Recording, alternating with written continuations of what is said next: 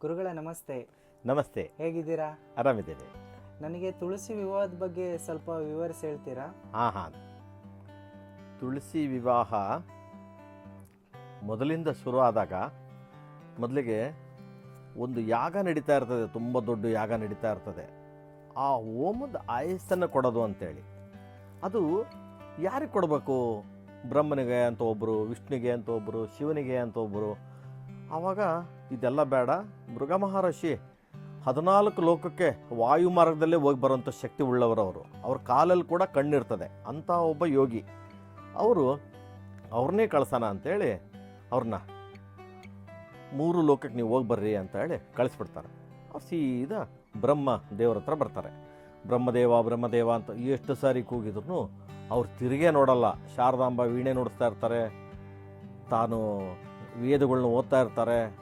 ಆ ಒಂದು ಶಬ್ದದಲ್ಲಿ ಈ ಶಬ್ದನೇ ಗೊತ್ತಾಗಲ್ಲ ಕೂಗೋದು. ಆವಾಗ ಮೃಗ ಮಹರ್ಷಿ ನನ್ನ ಮಾತು ಕೇಳಿದ್ರು ಕೇಳಿಲ್ಲ ಇವ್ರಿಗೆ ಅಂತೇಳಿ ಬಂದು, ನಿಮಗೆ ಪೂಜೆನೇ ಇಲ್ದಂಗೆ ಆಗಿಬಿಡಲಿ ಜಗತ್ತಲ್ಲಿ ಅಂತ ಶಾಪ ಇಟ್ಟು ಶಿವನ ಹತ್ರ ಹೊರಟುಬಿಡ್ತಾರೆ. ಶಿವನ ಹತ್ರ ಹೋದಾಗ, ಕೈಲಾಸಕ್ಕೆ ಹೋದಾಗ ಶಿವ ನಾಟ್ಯ ಮಾಡ್ತಾ ಇರ್ತಾರೆ, ಪಾರ್ವತಿ ಹಾಡು ಹೇಳ್ತಾ ಇರ್ತಾರೆ, ನಂದಿ ಮೃದಂಗ ನುಡಿಸ್ತಾ ಇರ್ತಾರೆ. ಅಲ್ಲಿ ಆ ಶಬ್ದದಲ್ಲಿ ಬ್ರಹ್ಮದೇವ ಅಂತ ಕೂಗೋದು, ಮೃಗ ಮಹರ್ಷಿಗಳು ಕೂಗೋದು ಯಾರಿಗೂ ಕೇಳೋದೇ ಇಲ್ಲ. ಶಿವನಿಗೆ ಶಾಪ ಇಟ್ಬಿಡ್ತಾರೆ, ನೀನು ಲಿಂಗ ರೂಪದಲ್ಲೇ ಪೂಜೆ ಆಗ್ಬೇಕಿನ ಮೇಲೆ ನಿಜ ರೂಪದಲ್ಲಿ ಬೇಡ ಅಂತೇಳಿ ಶಾಪ ಇಟ್ಟು ವಿಷ್ಣುನ ಹತ್ರ ಬರ್ತಾರೆ ವೈಕುಂಠಕ್ಕೆ ಬಂದಾಗ ವೈಕುಂಠದಲ್ಲಿ ವಿಷ್ಣು ಮಲಗಿರ್ತಾರೆ, ಮಹಾಲಕ್ಷ್ಮಿಯವ್ರ ಪಾದ ಹತ್ತುತ್ತಾ ಇದ್ದಾರೆ. ಮತ್ತು ಇವ್ರು ಕೂಗ್ತಾರಲ್ಲಿ 3 ಸಾರಿ. ಅಲ್ಲೂ ವಿಷ್ಣು ಏನು ಕೇಳ್ದಂಗೆ ಮಲಗ್ತಾರೆ. ಬಂದು ಸೀದಾ ಎದೆಗೆ ಒದ್ದು ಬಿಡ್ತಾರೆ ಮೃಗ ಮಹರ್ಷಿಗಳು ವಿಷ್ಣುಗೆ. ಆವಾಗ ಅದಕ್ಕೆ ಒತ್ತ ಸ್ಥಳ ಅಂತೇಳಿ, ಮಹಾಲಕ್ಷ್ಮಿ ಶ್ರೀದೇವಿ ಭೂದೇವಿ ಇರೋಂಥ ಒಂದು ಜಾಗ ಅಂತ ಎದೆ. ಮಹಾಲಕ್ಷ್ಮಿಗೆ ಸಿಟ್ಟು ಬಂದು ಹೋಗ್ತಾ ಇದ್ದಾರೆ. ಇಲ್ಲಿ ಇವರು ಮೃಗ ಮಹರ್ಷಿನ ಶಾಂತ ಮಾಡಬೇಕು, ಮಹಾಲಕ್ಷ್ಮಿಗೆ ಶಾಂತ ಮಾಡಬೇಕು, ಎರಡೂ ಗೊತ್ತೇ ಆಗಲ್ಲ. ಆವಾಗ ಮೃಗ ಮಹರ್ಷಿನೇ ಕಾಲು ಹೊತ್ತುತ್ತಾ ಕೂತ್ಕೊಂಡ್ಬಿಡ್ತಾರೆ ಮಹಾವಿಷ್ಣುನೇ. ಅವ್ರಿಗೆ ಗೊತ್ತಿರ್ತದೆ ಕಾಲಲ್ಲಿ ಕಣ್ಣಿರೋದ್ರಿಂದ ಅಹಂಕಾರ ಜಾಸ್ತಿ ಇದೆ ಅಂತೇಳಿ.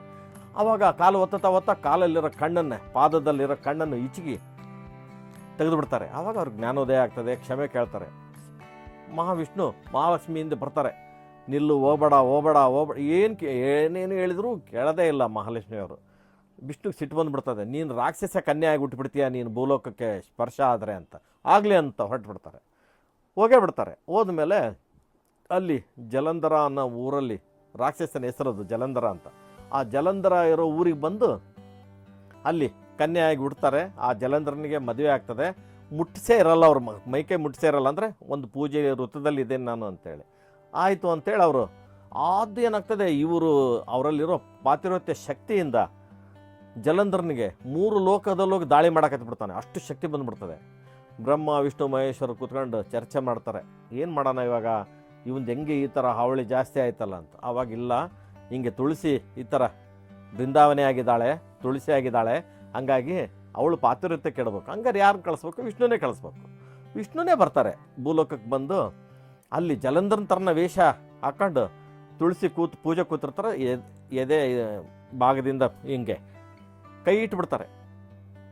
ಭುಜದ ಮೇಲೆ ಕೈ ಇಟ್ಟ ತಕ್ಷಣ ಅವ್ರಿಗೆ ಸ್ಪರ್ಶ ಗೊತ್ತಾಗ್ತದೆ, ಜಲಂಧರ ಅಲ್ಲ ಇವನು, ಮಹಾವಿಷ್ಣುನೇ ಅಂತ ತಿರುಗಿ ನೋಡ್ತಾರೆ. ಹೌದು. ಆವಾಗ ಹೇಳ್ತಾರೆ, ಆಯಿತು, ಆಗಿದ್ದೆಲ್ಲ ಒಳ್ಳೇದಕ್ಕೇ, ಹೆಂಗೂ ಬಂದಿದ್ದಾರೆ, ಇವಾಗ ನನಗೆ ನೀವು ಕಲ್ಯಾಣ ಆಗಬೇಕು ಅಂತ. ಕಲ್ಯಾಣ ಆಗೋಕ್ಕೆ ಇವಾಗ ನನ್ನ ಕೈಯಲ್ಲಿ ಆಗಲ್ಲ, ನಾನು ಈ ರೂಪದಲ್ಲಿ ನಿನ್ನ ಮದುವೆ ಆಗೋ ಸಾಧ್ಯ ಇಲ್ಲ. ಹಾಗಾಗಿ ನಾನು ವರಾಹ ರೂಪದಲ್ಲಿದ್ದಾಗ ಭೂದೇವಿನ ತಗೊಂಡು ಹೋಗ್ಬೇಕಾದ್ರೆ ನನ್ನ ಕಣ್ಣಲ್ಲಿ ನೀರು ಬಂದಿತ್ತು. ಆ ಕಣ್ಣೀರು ಬಿದ್ದಾಗ ಬೆಟ್ಟದ ನಲ್ಲಿಕಾಯಿಯಾಗಿ ಹುಟ್ಟಿದೆ.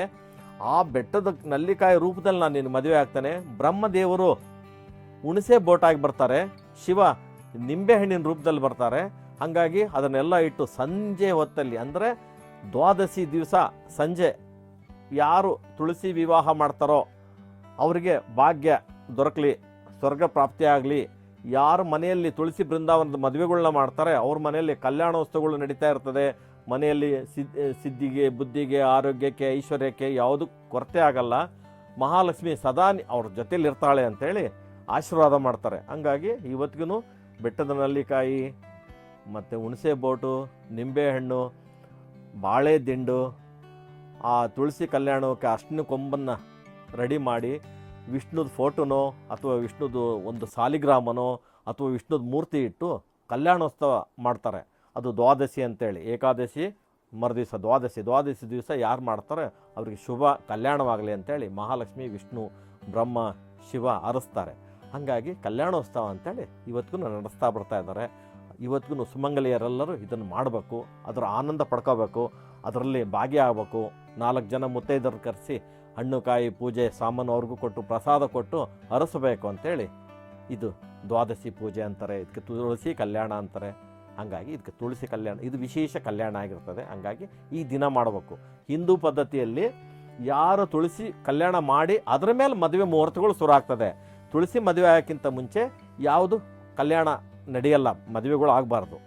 ಹಂಗಾಗಿ ಇದಕ್ಕೆ ತುಳಸಿ ಮದುವೆ ಇಲ್ಲಿಂದನೇ ಶುರು ಆಗ್ತದೆ ಮದುವೆಗಳು.